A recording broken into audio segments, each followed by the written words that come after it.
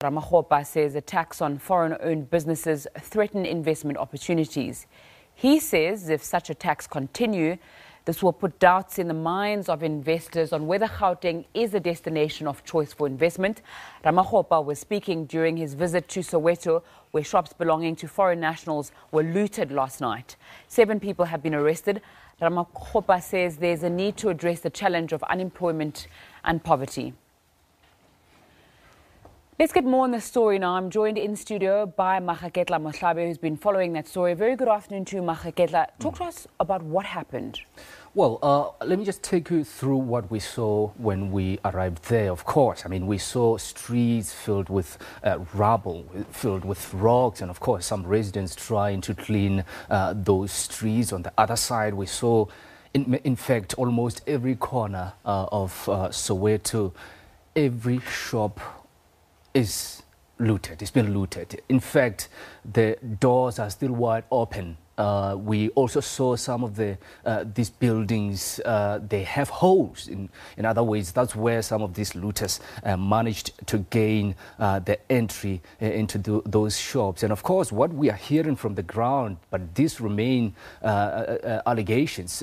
We hear that this is because some of the people saying that they are doing this in retaliation against what happened last week or 2 weeks back in downtown Johannesburg CBD, when the police were actually on a standoff between the informal traders in downtown Johannesburg during that raid. But what we are also hearing is that this could be some sort of a grouping that really orchestrated this particular looting last night, because I mean, you'd always expect this kind of activities when there are protests, but we didn't hear any report of protests. Of course, we also heard from police saying that they didn't hear any sort of protest in the area yesterday. They were actually just caught by surprise to hear that there were some looting activities happening in that area last night.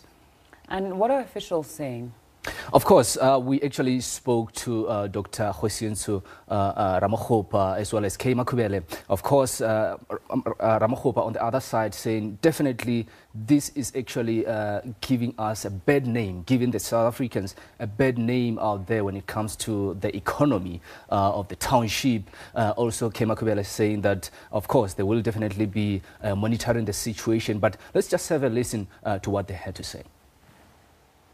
We think that there must be a two-pronged approach. The first one is law enforcement, ensure that we stop acts of illegality, ensure that the assaults, acts of criminality are brought to an end.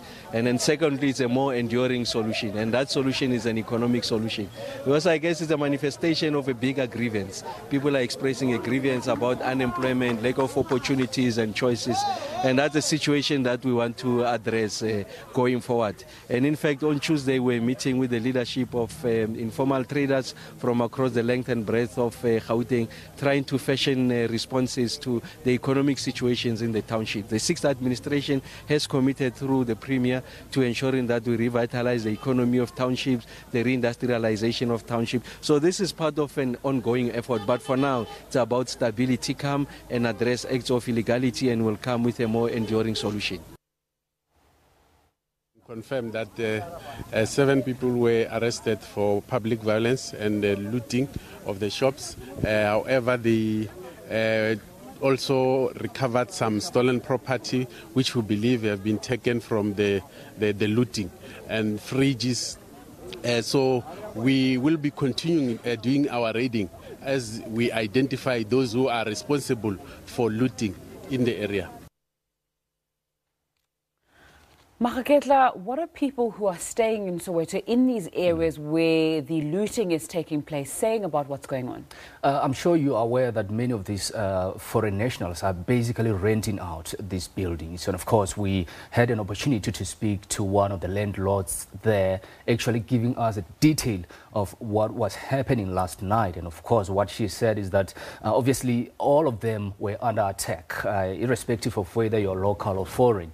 And what she said said is that definitely they will lose some money this month, and they're not sure if these foreign nationals will be coming back to continue with their business that side. But let's have a listen to what she had to say, as well as some of the residents.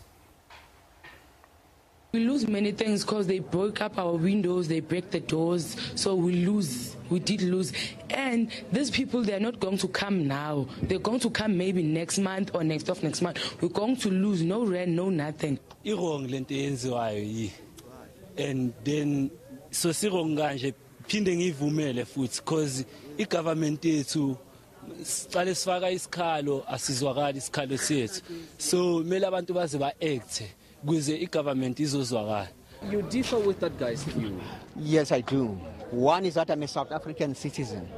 And secondly, I cannot allow somebody who doesn't have papers, who doesn't qualify to be part and parcel of South Africa because of the economy part of it. You understand what I mean? So these people they are having permits. Even last week, 2 of them, they went to renew their papers and whatever view and so on. You understand what I mean? Now, I cannot, because I know the rules of South Africa, I know the laws of South Africa. I cannot allow people to come and pinch, to steal the money and do whatever view and walk wherever they want. Now, unfortunately, these are law-abiding citizens and people who are definitely...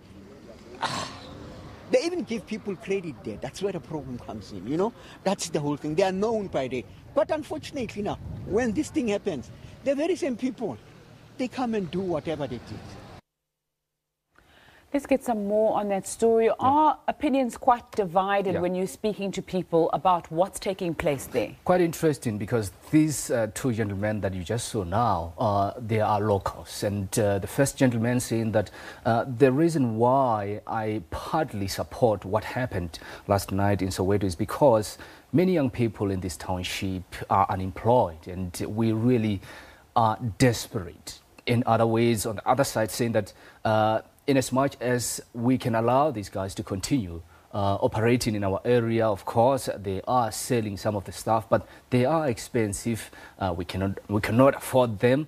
But again, the elderly gentleman there saying that he really differs with what the other gentleman said, saying that, I mean, these guys are here legally, they are in the country legally, they've got papers to operate. Let them do what they normally do, and of course, which is giving other people that could probably not afford to buy some of this stuff credit, and saying that clearly he is not going to support what happened last night. Shocking scenes coming out there last night. Makaketla, thanks so much for your time and giving us an update on what's happening. Let's move on now to the Estina Dairy Farm project. That's still under the